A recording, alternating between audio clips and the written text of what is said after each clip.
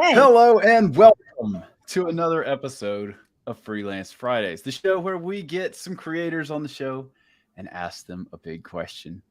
I am joined as always by the master craftsman and the original creator of the Pog keychain, Oh, yeah. Ashley Omer. Woo! Woo! How's it going? Happy Friday. It's going great.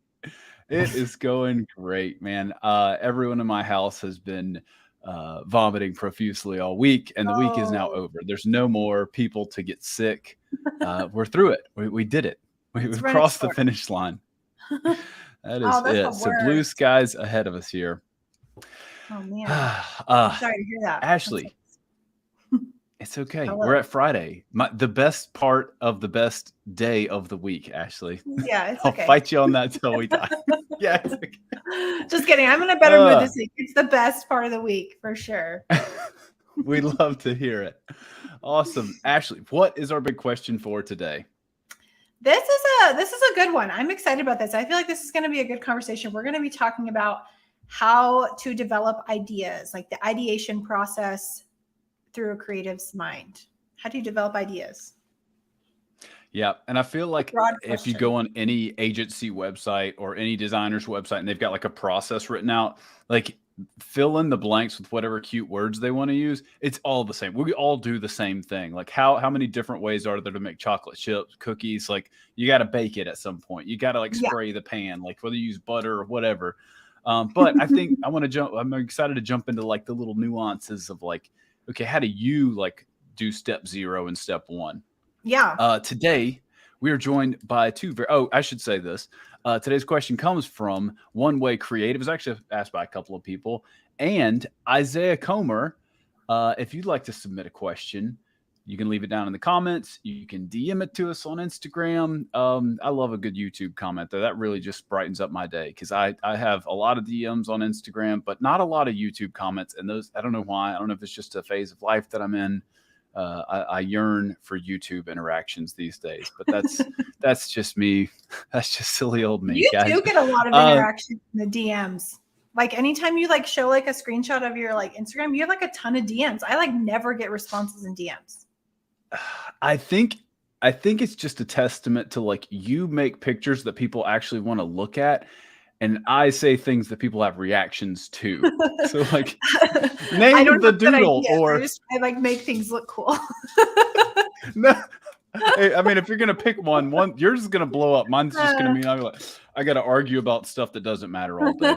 But I could talk about that's another interesting one. Is like how people's like what people are their sweet spot on social platforms is. But that's another That's a day. good one. Today, our guests are Matt Higgins, who runs Doxology Creative, another agency of one. Dude, he does fantastic work. Even before I ever met Matt, I was impressed by the caliber of work, and the client list is insane. Like he does some killer stuff and runs a coffee shop.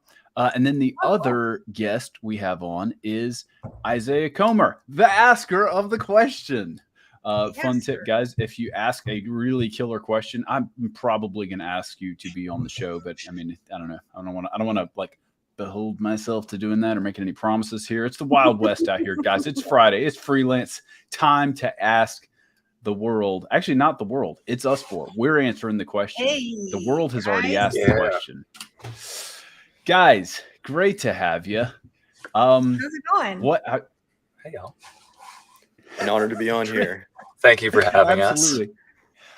I just realized that I introed Matt and then I did not intro Isaiah. Isaiah is I'm gonna get on my old grandpa horse here and like this whippersnapper's coming up here and like blowing up on Instagram and like just killing the game.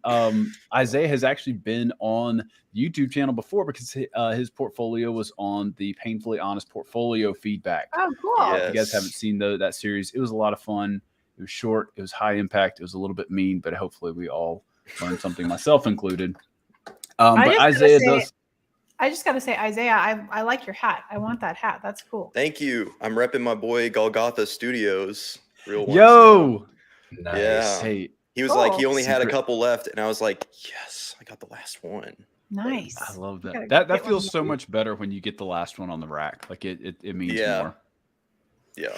I feel that. Fun fact, Golgotha Studios coming on a very upcoming episode. Very soon he'll be on here with us. Oh shoot! I gotta grab one then. I gotta get one quick. They're Yep. He does firework. Yeah, guys. So Isaiah, tell us a little bit about yourself before we jump into the content here today. Oh man. Number one, I don't know how I'm here. Just like being honest, like you guys have been my biggest design inspirations. Like since I started my page 3 years ago, I'm like, my heart is racing right now. Like Doxology Creative, bro. Dude, I'm like fanboying over here. That's awesome. I seriously look up to all of you guys so much. But yeah, I just started a design page back, I think 3 years ago, 2 or 3 years ago. I was doing graphic designs, like just testing out stuff. I mean, there's a million of those kinds of pages, like just testing out stuff, seeing what works, whatever. And I realized like I'm doing nothing that makes me special. And so I started to think about like what's something fresh that would disrupt, what everybody's seeing all the time. And then like daily sketches, like they're not necessarily easy per se, but they're like more simple. And so there's like a whole different kind of like thought process around that. Yeah. So sure. Yeah, I started last year this time, I think I had like 1,500 followers and now I'm at like 20 something, which is crazy. So Loco, bro. Loco. It's been awesome. But yeah, I'm just honored to be here. Thank you for saying that. I'll Venmo you the $50 I promised for complimenting us all later after the show. That's awesome. That's insane. The growth that you've seen in a year. That's awesome. Like that's that's so cool. Yes. So good. It is delightful. And if you're a jealous, clutching type, it is infuriating. Not that I've ever experienced any of those emotions, but I like Isaiah. I was excited to have you on here because I've just seen you've got a voice and something to say, if you will. Like you got a thing going on and you got clearly some thoughts rolling around in your noggin. You're asking some great questions. I was like, get this guy on here. We got to have him. Matt. 100%. We've all like pre-hyped you a good bit on here, doing some killer work with lots of big names. But you're not just a designer, as if that wasn't enough. You're also a coffee boy. Oh no, that's right. Chat. Oopsie. Yeah, my wife and I, we run Origin Coffee Bar here in Savannah, Georgia. We're like building out our flagship right now, so it's exciting. A lot of stuff going on, but we're stoked about it, y'all. Full kitchen.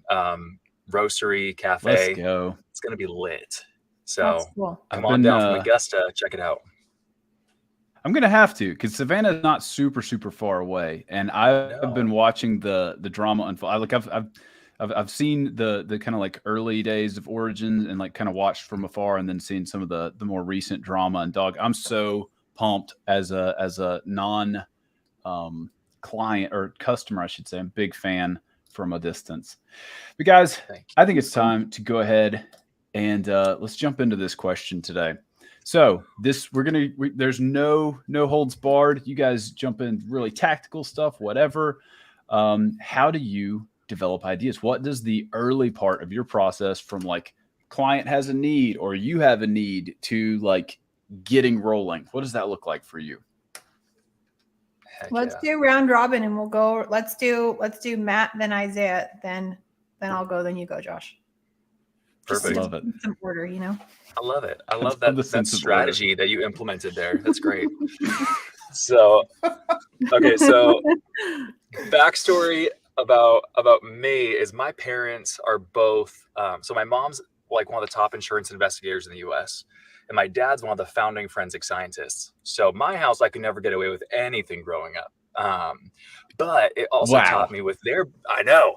So it taught me a lot about the scientific process, right? And so then when I was the weird black sheep in the family that went into the creative world, and I was able to look at everything kind of through that lens of, like you said, it's like, okay, here's the problem. Now let's apply that to the scientific process. Let's do some research, hypothesize, and build it up from there. And so I've been able to approach the creative lens or the creative focus through that lens. It's been really regimented and good, like structurally for me, but then also allows my creativity to really like just run wild, like go with it. Like there is this part in this, what seems like a really rigid process to just like try, experiment, hypothesize, test things out. If it doesn't work, it doesn't work. Right. But Yep. it's all supported and sits on the foundation of that research. Exactly. So That's also that sweet grits, spot when grits.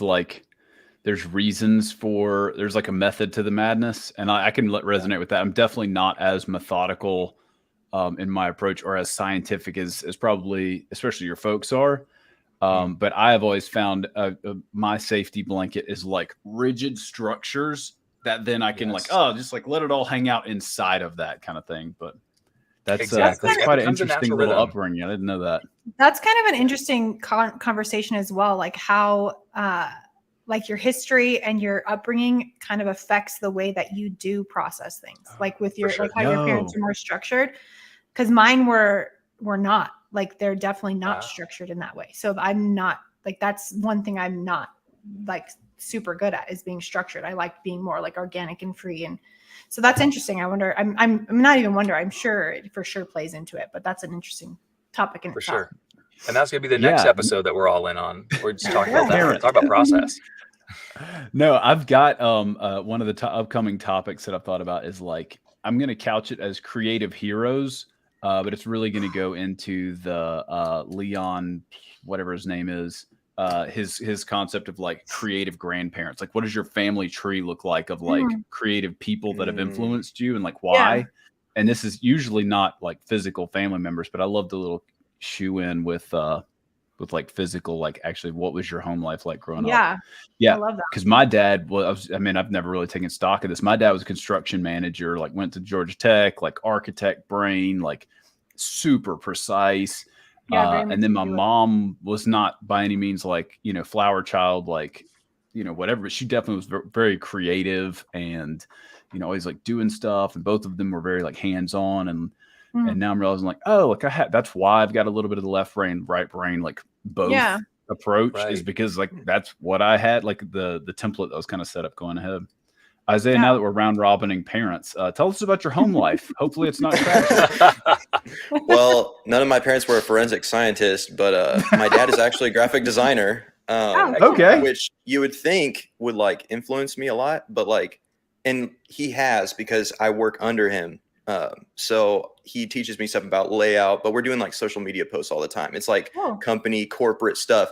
So a lot of the stuff that I'm doing is like figuring out puzzles, you know, like how do I make this look different enough, but also not against the brand, you know, how can I use these colors in an interesting way, which is fascinating to me. Like, I love that stuff, like using a palette in a way that they didn't intend for it to be used, but it looks cool. So my process is honestly like, throw a bunch of stuff at the wall a lot of the time and make sure that I have parameters too. Cause like if you have no box, then you don't know how to draw outside of the box, you know, like you don't have any measurement. So I want everything to have a why, you know, and how I do it. So 100%. And that's so important too, is having that why to back up all your decisions.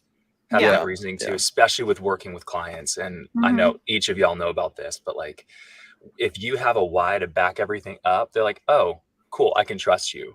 Like your creative decisions, as wacky as it may seem to them, oh, there's a reason, there's going to be ROI on that. Yeah. And one of the like jujitsu moves, not that you're trying to like wrestle your client by any stretch, but like it's one thing to like pull a Don Draper and like fabricate some magic out of thin air and like be able to like pitch well and back up. Like, well, there's a reason why we called it sun-dried tobacco or whatever. But like, if you can ask the client the question on the front end of the project, hopefully answer that and then serve up that same question that they asked. So you're not like, you're kind of removed out of the ego and of the conversation. It's just like, hey, like, why are we doing this project? To answer this problem. And this is the best answer for the problem you've already established, kind of thing is. But knowing the why and having some of those parameters in place lets you know whether or not you're on track or just making art for art's sake, which most of us don't get hired for. I've never been hired for that anyway. Yeah, I guess I'll go now as far as my ideation process. Kind of similar to like what Isaiah was saying. Like, I guess with me, it all comes down to, like, when I was thinking about this, it all comes down to what the project is and who, if it's for a client or if it's for my own stuff or whatever. Obviously with a client, it depends. Like, so for instance, it depends on the project. So like if I'm working on like album art, like my ideation process would go, first thing is like listening to their music if it's available. Like I listen to the music, read the lyrics, kind of get inspiration from that, write down ideas. I don't go out and full out mood board unless it's like for like branding or like more in-depth, project. But for more things that are kind of, more illustrative stuff, I usually just kind of doodle out a few things, nothing major, like literally just like chicken scratch. And I write down ideas and then I just straight up take it into Illustrator and just kind of start building and going from there. And then for my stuff, it is a different process because it's not planned out. It's more organic. That's why I love creating stuff.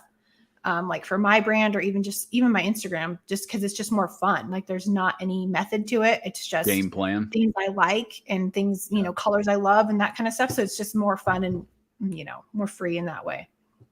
Yo, I feel like we've talked about this like 6 different times, but every time we like compare our thing here, actually, I'm like, we're literally opposite, because the second I get the, hey, like come up with your own topic to write the paper about, or like, Josh, do a fun Instagram post, I'm like, I don't know how to make anything and I hate creating things and I have no ideas. It's just a blank void up here. Like that's my reaction to like, go play. I'm like, I'm going to go sleep.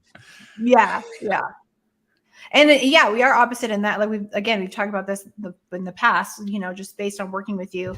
I know you plan things out and you kind of have like a method of ways you do that, which I know you'll go into in a second. But like I literally I feel like my brain doesn't work that way. Like I do better with like very little direction and just going with it and then modifying it from there versus having all this overload of information and then trying to compile it together. If that makes sense. Like I do better like on a client call or a client, conversation or email when they're very vague. Like they just have an end goal, but they're not super specific about what they want. Cause I feel like that's where I shine, is kind of bringing those ideas, like the simplest idea, to life versus them having a structured, perfect idea of something and then me trying to emulate that. You know what I mean? Yeah. Inside there. Yeah. I got you.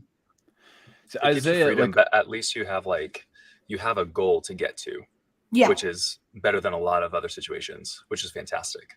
Right. So. Yeah. Isaiah, so you're cranking out these bad boys. Are you like pre-sketching? Is this more of like an Ashley process where you're like, I got 45 minutes, start the timer, I'm going to make something I don't know what yet?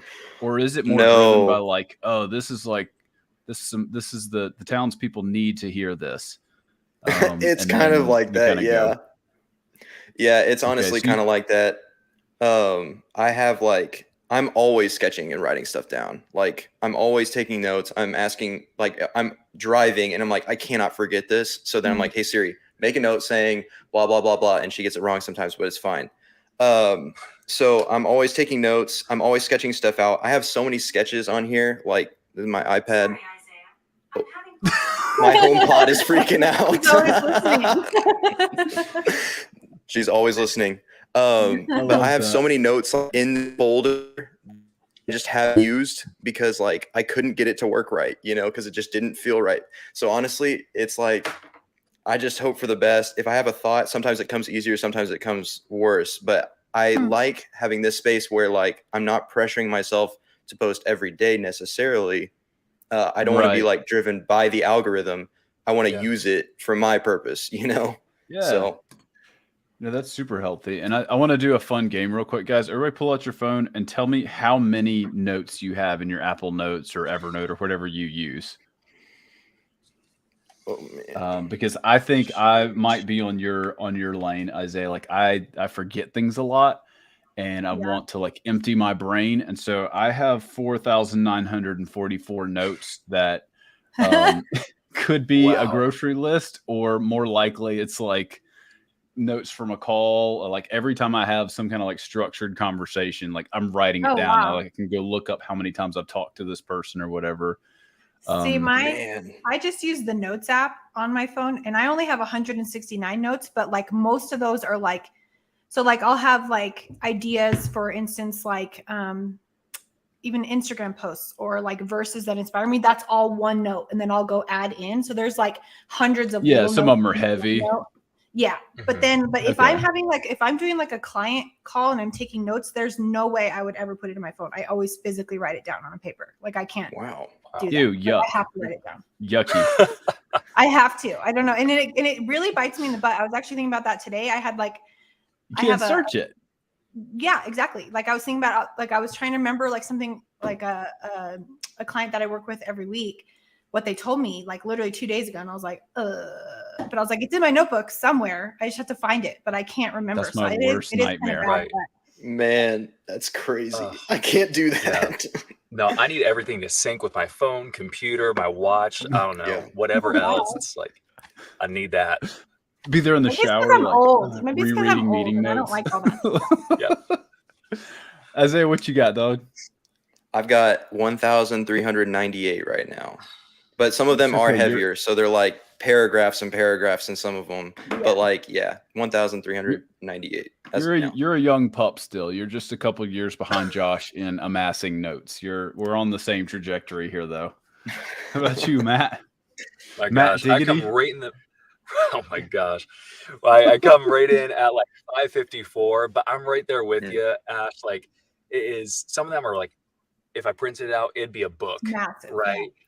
Like some of my retainer clients, it's one note that has everything from the past 2 years, so I can go through there and just like find everything for them. Man. Yeah. Yeah, That's wild. It's nuts. But see, like my notes though, like they're like some of them are like having to do with work, but most of them are like things like puppy names I like, or like Yes. just like I Just write in down case. like just in case I ever get another dog, I write down dog names. I have a note that in here that's like anytime my kids do something I want to remember, I'll add it in this little note just because I don't want to forget. So I just have like a lot of things like that. So it's just kind of random. Yeah. Or there's like grocery lists. Oh and- no, I'm totally all over. Like it's my whole like universe is in here. Like weird things my kids said, or Yeah. like call notes or social posts, which is like a big dump of ideas and all that kind of stuff. So it's all yeah. Oh, and that's another deep fear of mine. But I'm thinking like because it's like backed up on iCloud, I'm good. But yeah, That's true. basically. That's I'd be false security. capital the S screwed if my Apple Notes just evaporated. Oh the god. notebooks in the notebooks in. Oh, all right. We're gonna have to wrap up early today because I need to go panic and copy down all of my Apple Notes. For real. Brief existential crisis. I love it. I'm here for it. I don't know. It's my vibe. Good old existential crisis That's on a my Friday. fear with photos, man. Like that scares me. Losing photos. Oh, I've got that's iCloud Drive photos, Google Photos saved on. I do too, but I'm I doing don't like trust all it. the inefficient things. I don't trust anything. Mm-mm. We're all I going don't to die trust one any of day. it. Let's move on with the process here. So for real though, guys, let's talk about. All right, let's say like client, shows up, like just kind of walk through some of the bones of your process, at least at that like early phase. We don't have to, it just especially like anything that you feel like somebody else might not do. You're like, oh, I'm different. I'm not like the other girls. Like I do it this way. Just because I think that we all probably have certain check marks that we don't have to necessarily cover. But what you got? Let's go in the same order. What was our order, Ashley? Okay. It was We should Matt, probably Isaiah, nail down Josh, no, okay. me, We Josh. need to nail down an order for these episodes Matt- because we run into this every Isaiah, single me, time. Josh. Okay. Uh, So I guess what my Enneagram is for my process is just like, I don't know. Like I said earlier, it's that scientific process. I am such a nerd about it, to be quite honest, that I spend probably more time than I should researching. One thing I like to tell my clients is like 60% of this project is research, understanding, market analysis, everything. So my goal is before I even start visually creating anything. So most of my clients are visual identity clients, right? So we're doing Mhm. rebrands, brand new companies coming in, like figuring out what their identity is. And I work with them on everything from strategy, naming, visual identity. I call it brand activation. So actually getting that out into the universe, website, all that. So all in-house, one thing.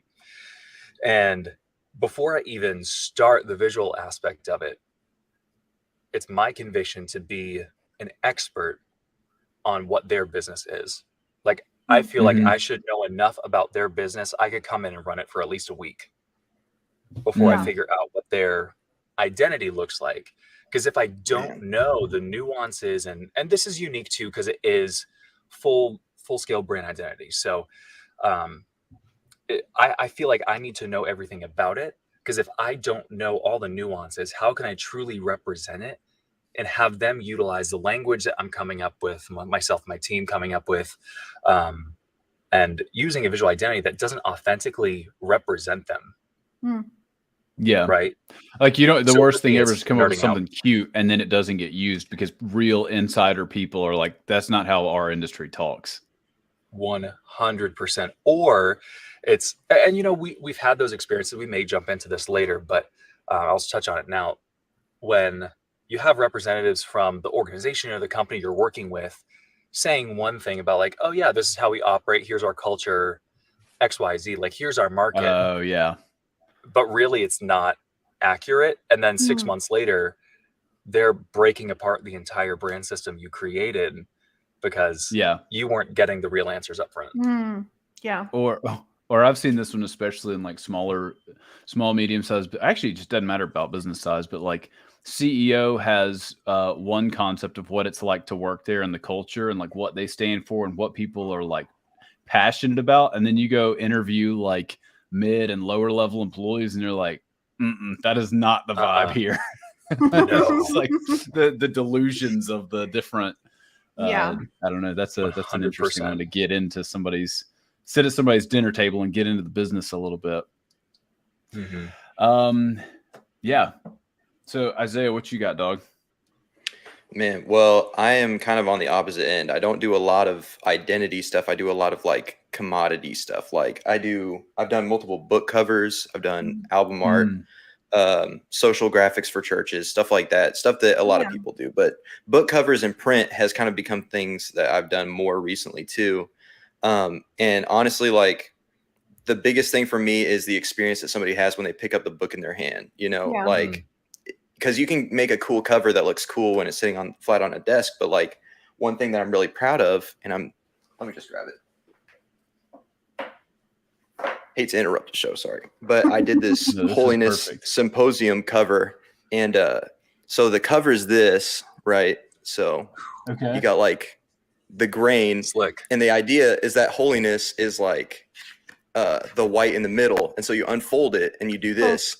And it was at a conference, and so all these guys were like holding up their books next to each other to like make them match up. It was like an interactive thing and something that people like remembered. Yeah. So that means a lot to me. That there was like a reason behind what I was doing, and it was also like a really nice experience. So the experience is really important to me. Thinking about how it would be in hand. How somebody who doesn't know anything about design would like look at it. So that's beautiful, man. I totally agree. And I love the way, and I never thought about it like that. Like how you said, designing like a commodity versus like a lasting brand, because that is like literally the perfect word. Cause that would be like the best way I would describe what I do as well. Because it definitely is more like products or advertisements, or like you said, book covers or things that people are physically picking up. And I'm the same way. Like I want the work that I create to have a story, even if it's something simple, like a album cover or whatever.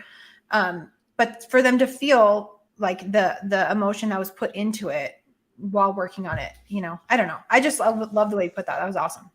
Well, I definitely stole it from my dad. He might be watching. So I stole commodity design from my dad. Awesome. But yeah, way to go, Dad. He is awesome.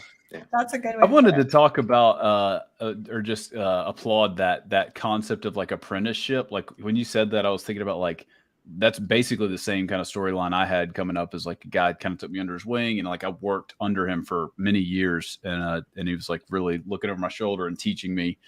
And that like apprenticeship thing that we used to do when we had like silversmiths and like you grew up and you went to the shop with dad and like that was how you did it. And I love that you got a little taste of that here in good old 2022 with all the computers and screens, and you're still apprenticing, baby boy. That's cool. Trying to keep up with the notes here, and I'm falling behind, guys. Yeah. So process wise for me, I've got a pretty like regimented process. So if y'all can tell, Matt is an elegant designer, and he is thinking through lots of levels and layers, and described his thing as identity systems. I'm a little bit more blue collar. I'm a logo designer, so it's a little bit more cut and dry. But there truly is like a definitive difference in the two things. And I think that's a great signal for it. But so the nature of my thing, there is a little bit less squishiness and exploration involved, and there is a pretty like regimented recipe. I've got flat rates. I've got I've thought through everything at a pretty, I want to think scientific level and like trial and errored it. But pretty much like when you say, hey, I want one of these, I'm walking you through a lot of the same steps. Hopefully that creates continuity and consistency and like some level of like quality control, but also helps me stay on track and again, be creative at the right spots in there. So one of the things that I do is I start everything out with like a no commitment, no big agenda phone call, 30 minutes. Let's hop on. Let's get to know each other. Just tell me about yourself. Tell me about how you wound up at your organization. Like, what do you do there? And like, what's different about you guys from the church down the street, and really just kind of become friends before anything else. And then invariably, like there's questions about like, how does the process work? And I have pretty ready at hand answers for that, since it's like I said, kind of a recipe more or less. And so answer any questions, like help them make decisions like, oh, do I want a flash sheet or I want like a full process logo thing? Well, here's the pros and cons of both. Like you decide. So we have that to like lay some groundwork for the relationship. And then, depending on what they decide, like if we're going like a full process deal, like I then have some homework for them. And so this is where like you may be in this process paying Matt to go through, do a ton of homework and research. I'm saying, show up at the restaurant. Tell me a little bit of like what you want. Do you want savory food? Do you want sweet? Like, do you have a gluten allergy? Like, I need some of that to help you. And so I'll kind of have them tee up some of that stuff, and then I'll host a meeting. And again, this is not anything genius or special about me. Like a lot of processes, depending on the scope, involve, hey, client, what the heck are we doing here? Like, how do you extract that out in those early steps? So, and this is again, like all before pen's put to paper, like, I've been paid. I've got some level of direction from the client. Client and I know each other, at least my like point person in the organization. And so then we approach this meeting where like all the right people are in the room, and we've already established like this project needs to happen. Like we're not like, oh, well, I'm not sure if I'm committed, because I've been a part of some projects in the past where like you get into the room and you've already like put some concepts together, and the client doesn't know that they want a logo. Like you realize some of the like key stakeholders are not bought into the project, and you're like, oh gosh. And that is the worst, most frustrating feeling ever, because then you're stuck in the middle of like family dynamics at their, you're talking about getting in their business, Matt. Like, and that is not an appropriate place for you to be in like business consultancy when you have been hired to make a graphic or make a logo. For sure. And so like that's everybody knows why we're here, and then we're like pointing at inspiration pieces and like brainstorming together. And then from that point, like I leave that meeting with a ton of notes and I start sketching. I'll cut off Wi-Fi for 30 minutes and I'll like do bad chicken scratch. I think somebody mentioned it on the Instagram questions the other day. Like, do the Aaron Draplin thing. If y'all haven't seen it or don't know who Aaron Draplin is, super talented illustrator, designer. And yeah, he's true like capital L legend status in our generation. But he like, I was so encouraged one day when I saw inside his little sketch pad, because he's bad at drawing. Like he's probably better than me, but like the stuff that turns into magic rainbow logos is like, yep, that'll do. And then you jump into Illustrator and like crank it out. And so I was like, okay, cool, I can do that. And I assume Ash and Isaiah have probably backed into this more organically than I have, but I'm like, there's something freeing about not trying to make it into something right off the bat. Like you get in there and you like sketch, like the world is your oyster. There's no idea off the table. Like what do these shapes look like together? I don't know. So you go through that, and you know, I feel like I could monologue for another 15, 30 minutes about my deal, but I'm gonna pump the brakes here for a second. You guys have any additional things you'd like to add to the conversation here? Like, what do those early steps look like for you guys?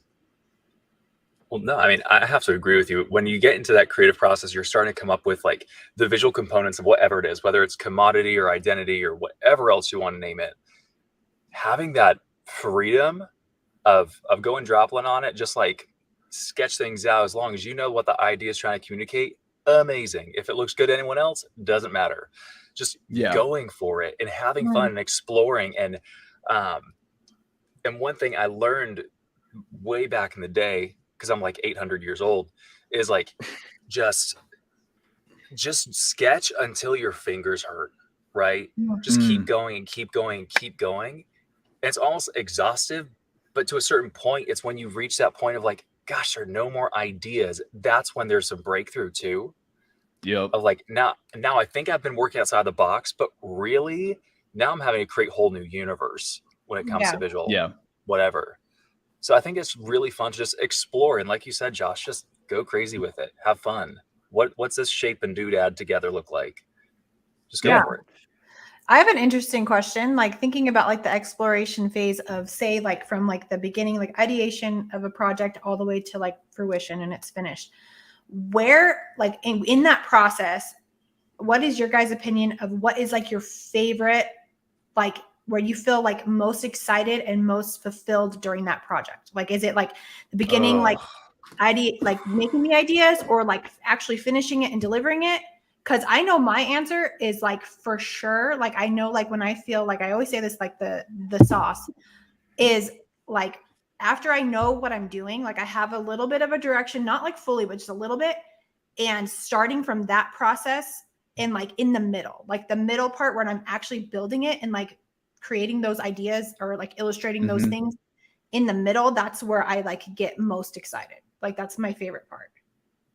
Are you talking? So there's the metaphorical like hump of like, I don't quite know what it's going to be. Okay, I know what it's going to be. Now we're executing. Like, are you before the hump or over the hump? No, I would say like while I'm executing it, like the actual building of it is my favorite spot.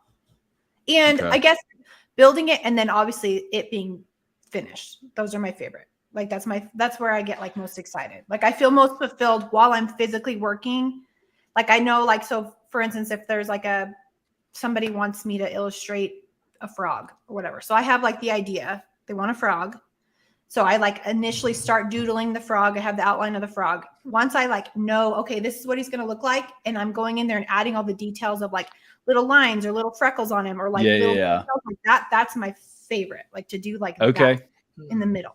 You know what I mean? Can we also just pause and like give a prayer clap for the fact that Ashley Ulmer is an adult and she gets paid to draw frogs for a living? Like, I feel like 6-year-old Ashley Ulmer would be psyched out of her mind. Yeah, literally like living the dream. The worst day as a designer is better than the best day doing construction cleanup. Like, I'll say that till I'm blue in the face. Like, you can gripe about the industry, all that stuff, but like, if you love it, you love it, and it's worth it, and it's just, I think that's great.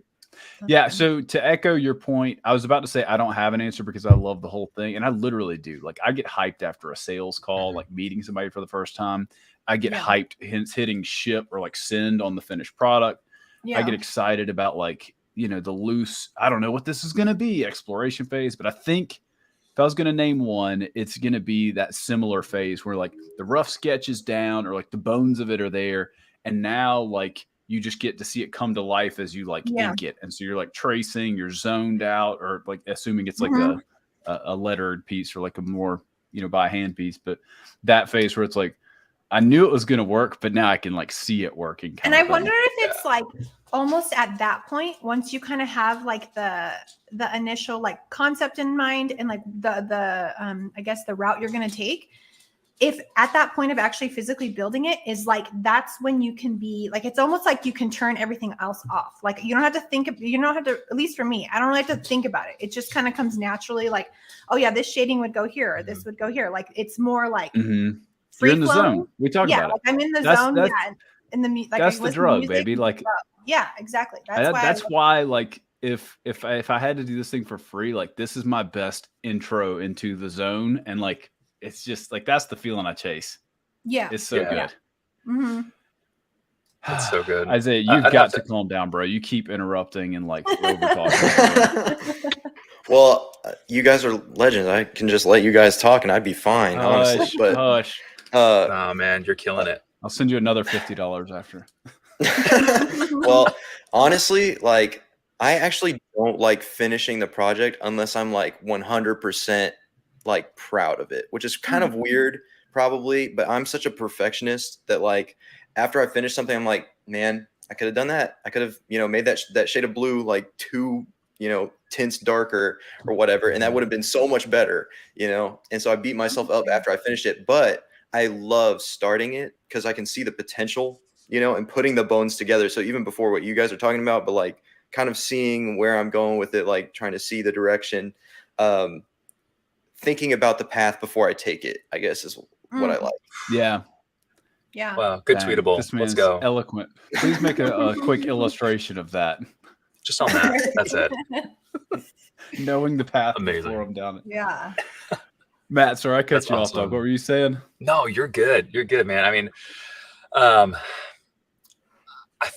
it's kind of like what all you guys have said. It's getting to that point where, okay, the pieces are coming together. I can start to see where this is going, right? In my context, more times than not, it's visual identity when it comes to creative. And just to see like, oh, okay, like this brand didn't look so good 10 minutes ago, and now it's actually looking like something I'd be interested in, right? Seeing that, that's so exciting. It's like, oh, I actually am a designer. That's cool. Like, great. Who knew? Forget that every project. Yeah, right. I do. And then when it gets to the point of like building out all the details, right? So what that looks like in my little shell is building out the website, all the assets, letterheads, business cards, all that. How do you activate that brand? And for me, it's like, right now I'm working with one of my good buddies here in town, and they have a video production company. It's one of my favorite projects I've ever worked on. And just to see everything from the identity into the website that we're launching hopefully today. You're a brave boy launching a website on a Friday.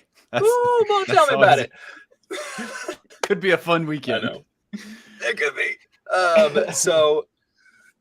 But just see all that come together and then, send that across. I think that's just so fulfilling because then your client, especially if they love it, they embrace it. You get to see this whole new season for them of like, hey, they're loving the work I did, which is fulfilling as a designer, right? Yeah. But 2, it's to be like, wow, I made a difference, right? Yeah. Like more existential side, like I made a difference. I changed something. I helped someone's business out. I got to do that. How cool. And like you said, it's so much better than construction cleanup. So much better. It's better than a lot of other things I've had to do, like sell Christmas trees or be a mall Santa. So I would do this any day. That's a whole nother episode, Josh. You're the skinniest mall Santa I've ever seen in my life. They used to call me Higgy Biggy for a reason, bro. Higgy Biggy. Okay. Let's go. Peek behind the curtain here. I don't know if I have a new answer, but that is definitely like close second for me. And it doesn't happen to every project. Like, yes, clients are happy, whatever, but you can tell like somebody goes out of their way and they're like glowing like this. Yes. Actually, yeah, it happened recently where a guy said like, my thing feels like more real now. And it wasn't like a new launch business. He'd been doing this for like 3-4 years. Yeah. And he was like, this now like feels like I've got a legitimate shot at this thing. I was like, geez, like, I mean, I'm just, like, we get into like, I know what it could be, we've got that imagination bone, most of us as designers, but other people don't always have that. And so like, when you go from talking about it to like showing them and they hit that, like, I love everything about what made my thing special in the first place. Like you've shown that to me into the world. Like that is that makes me feel like $1 million, not because like they're Mhm. complimenting me, but because of like, you're saying like, I got to partner with you in the most fun, exciting part of your business or your organization. Yeah. For sure. All right. You guys ready for the keyword section? Yes. It's time. Yeah. This is We're our ready. shameless plug here, guys. I have some abrupt segments in the show. It's time to feed the beast and answer a keyword question. The part of the show where we answer a question based on keyword research, so we can shamelessly play the algorithms games. Today's keyword question: what are clutch questions to ask your client to help kick a project off strong? Mm. So, and the actual keyword is creating a design brief. So as you're approaching this, regardless of the scope of your project, you're always going to be asking, questions to your client or getting them to give you information, whether it's a form or in a meeting or, some kumbaya session on a mountainside retreat, whatever. How do you what are handles that you can put on that to extract that deep gold to make the project better? I'll jump in. It's a two-folder. The first part is, what's the goal of this project overall, right? What are we looking to accomplish? And we touched on this a little bit earlier, but what's the goal of the project? And then the second part is, how do we know that we successfully hit it? Like, what's that metric of success? Define that finish everyone line, has baby. a different perspective. Everyone has a different perspective on it. So like, I could think like, oh yeah, we hit it. It's beautiful. It's perfect. Like ready to ship. But they're looking at like, we haven't even touched the surface, right? Yeah. So especially in the having those context of a questions, understanding. business. Oh yeah. Because like sometimes it's a financial thing, sometimes it's an emotional response, sometimes it's a number of items they have in their email inbox now. Yeah. Like that's a good one. Interesting. I've got a softball that I use. It's like a sneaky question that you wouldn't like. It doesn't feel sexy or special. But I kick off these mood meetings, and a lot of times there's people in there. Someone in the call is creative, but sometimes there's a lot of like, I'm not a creative person in there, but I need their input. Yeah. And so they approach this. They're like, this is my first time seeing this guy. Like, what's going on? And it can be tough to like warm up the creative juices for everybody. And I used to open with, what are our brand targets? Use adjectives to describe the brand that you want. It's a big question. It is hard for people, especially if you're not. It's hard for me. I'm in this space. It's hard to answer that well and say, like, oh, like we want something that's a little, edgy. It's like, 70s bowling alley meets, Tron or whatever. Like, who knows? Like you're trying to get that weird sauce that you're always talking about, Ashley. You're trying to pull that out, and like you jump straight into it, and people are like, I don't know how to talk, and I thought this was going to be fun. So instead, I switched it up, and I've started with a softball question. Hey, is this name spelled right? Like, if we were going to do initials, what would those initials be?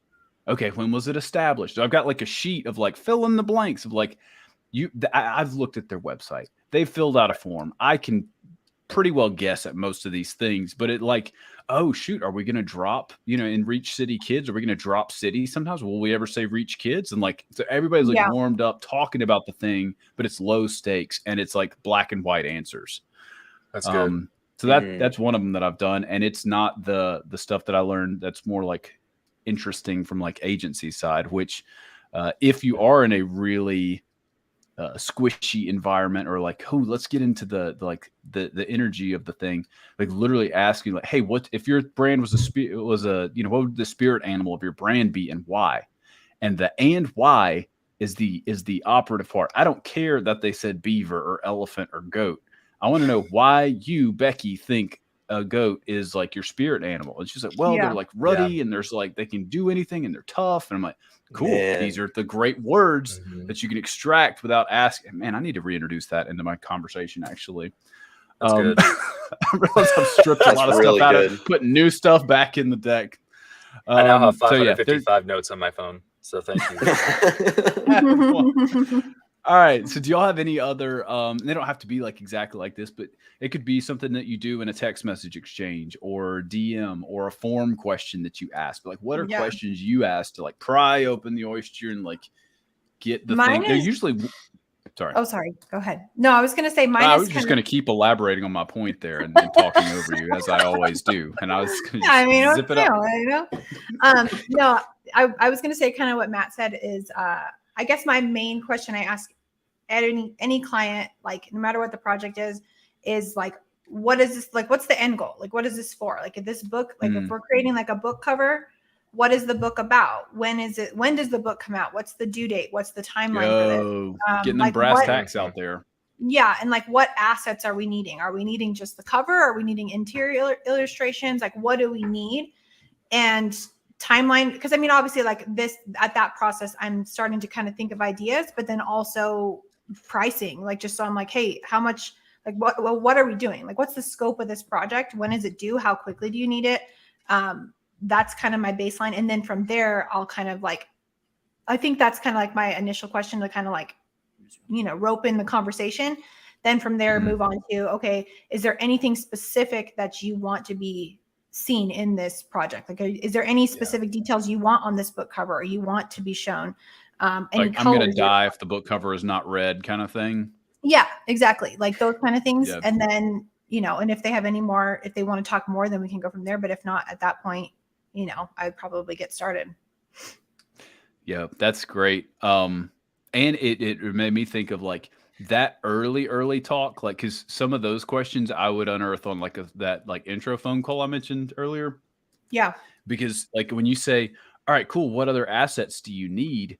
And you're talking about interior and exterior, and like, okay, cool. Do you need like social media covers? And like, what about banner ads? And what about this and that? And then it's you being like curious designer that is like sneaky salesman, because they're like, shoot, I hadn't thought about that thing. Yeah. And it gives you a chance to, like, if you want to get more involved in that process and touch more pieces, you can. Yeah. Or at least let them know, hey, that's not included. Like, I'm just doing the book cover. That's my zone. Yeah.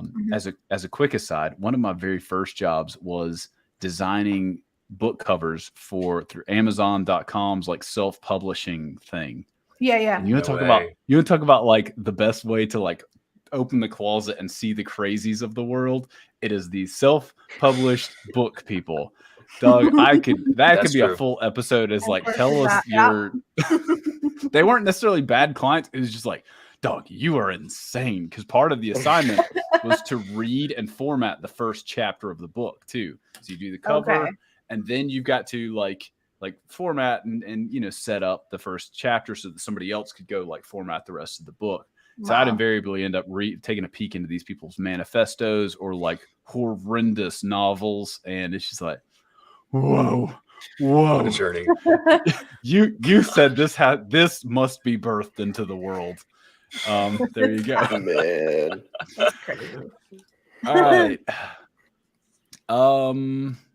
Yeah, another similar one to the spirit animal is like if your brand was a movie character or a movie, what would it be and why?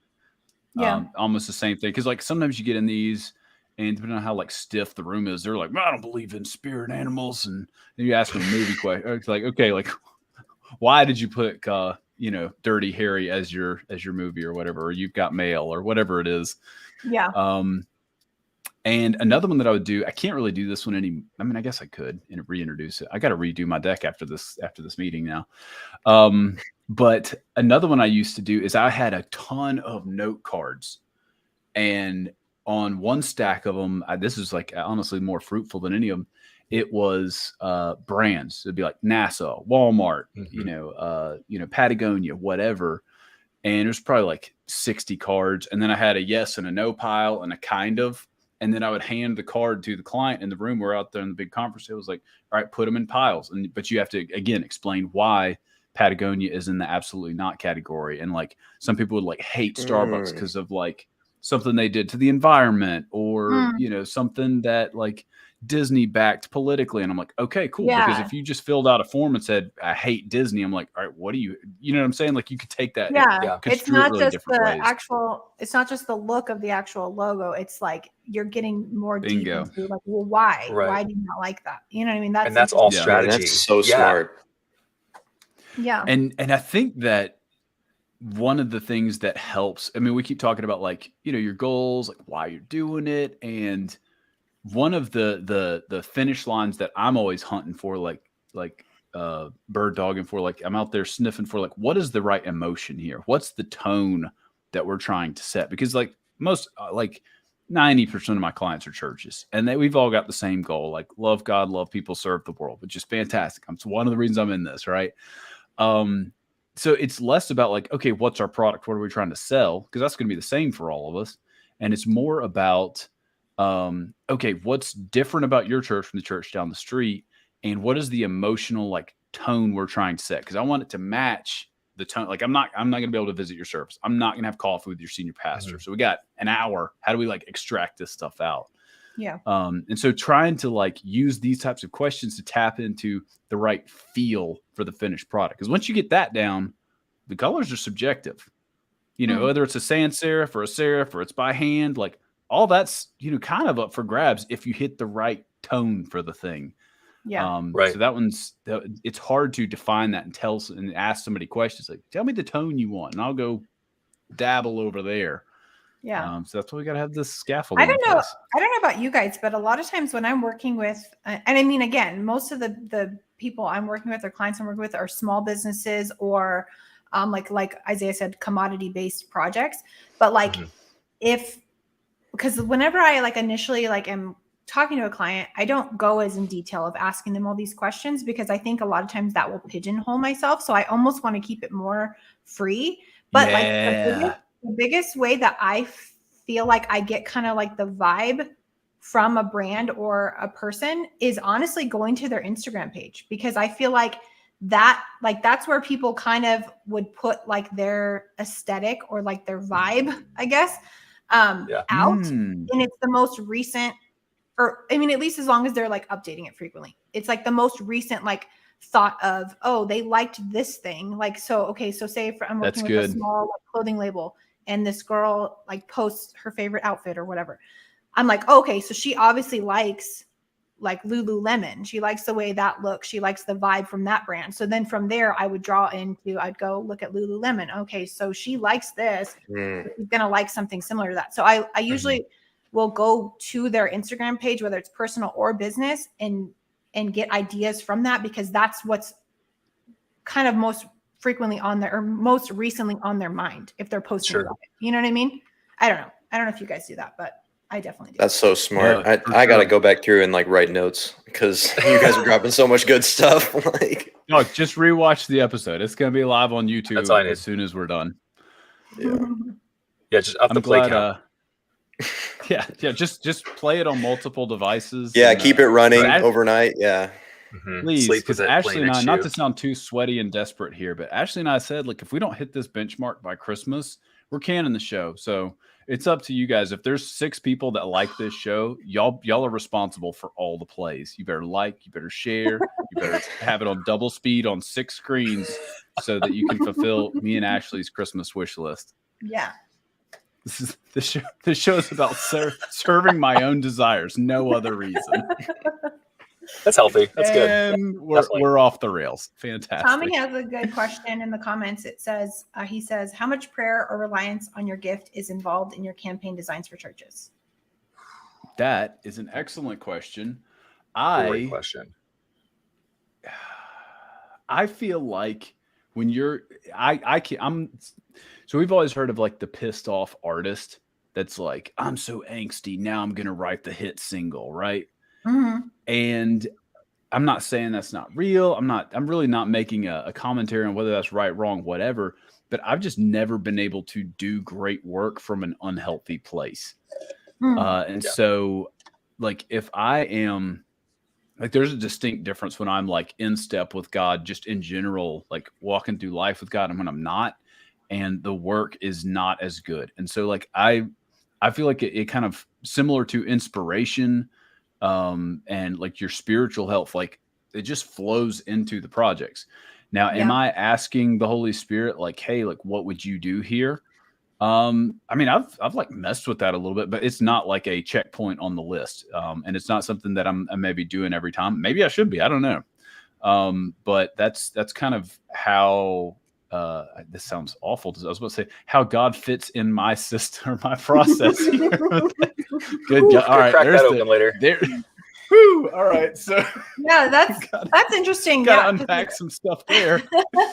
I definitely know, like Oh, I thanks, think Tommy. that's a good way to put it, Josh, is yeah, I feel like when I'm working on a particular, like a specific project, I'm not sitting there praying for that specific project. I mean, I will ultimately like pray for, you know, the success of that business or the success of that book, but I'm not like sitting there like praying specifically for that. However, if I feel like my spiritual walk is like more on fire in that season, I feel like I do get more ideas, like as far as like I'll have like a dream of an idea for a project, or like I feel like the Holy Spirit moves more so in that way versus like if I'm not, you know, like fully like at my best spiritual peak, I guess, I don't feel like those ideas come as easily. But then also I do find inspiration in those low moments as well. Like if I'm having like if I'm feeling anxious, then a lot of like design work I create is definitely more angsty and making it more like sad, or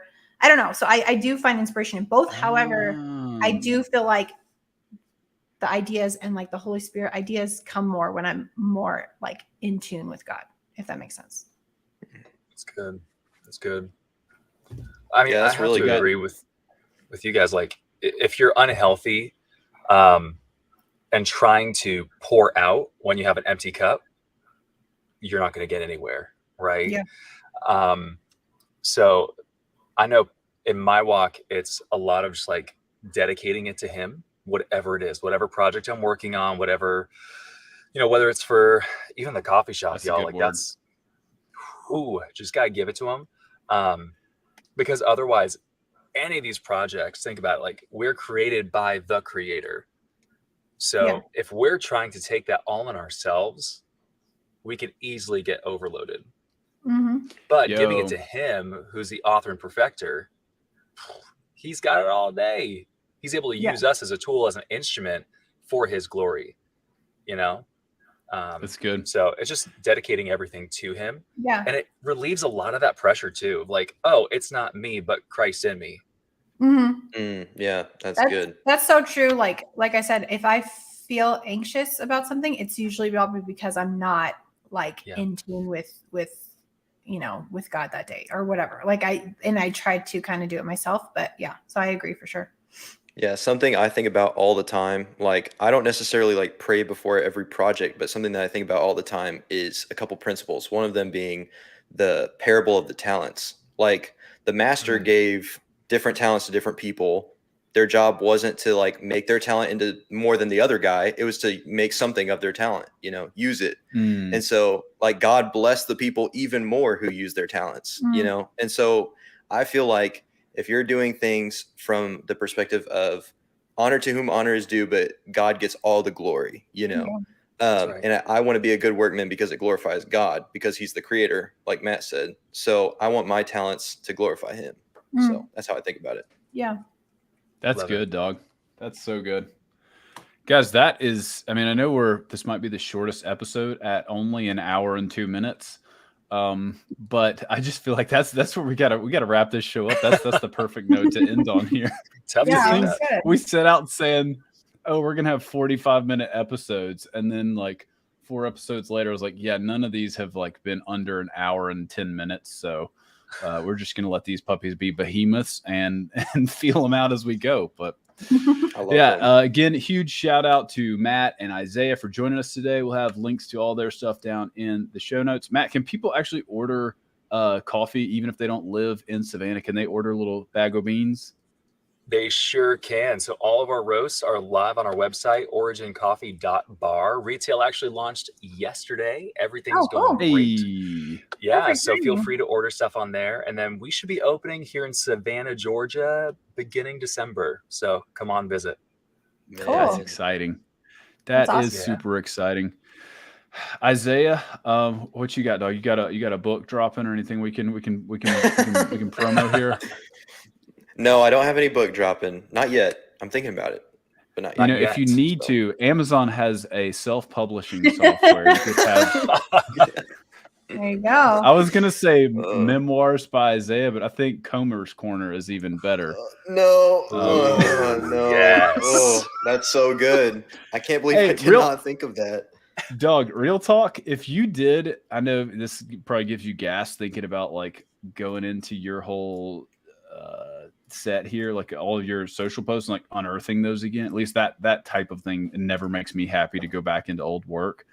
But dude, if you had a flip book, like a little 5x5 that's exactly bound copy of this, or even little like micro prints, like do like little tiny prints of these on some like nice papers, dog, those would sell. Dude, those just would get, sure sell. Just get a Cricut and just get a good printer, and you can do them at your house, like for real, black and white. Cricut, that's a good idea. Make these into All my prints keychains. at home. And also, keychains. I just want to shout you out, man. I mean, this stuff, like you're taking very complex concepts and really boil them down to very simple images. That's not an easy task. So you're a legend in your own right. Because this is great. It's so approachable. It's so approachable and communicates so clearly. So great job, man. This is awesome work. Dude, that means the world from you, man. For real. That's awesome. Well, guys, this has been a blast. Please like, share, and subscribe, and tune in live weekly here on Fridays at 1 p.m. Eastern. And do me a big favor, as you're heading into your weekend, share this. Prayerfully consider and share a link with a friend who needs to hear this. That was a joke. That was a bad joke, but for real. Prayerfully consider sharing it. Love you guys. Until next time, adios. All right, see ya. Adios. Bye, y'all.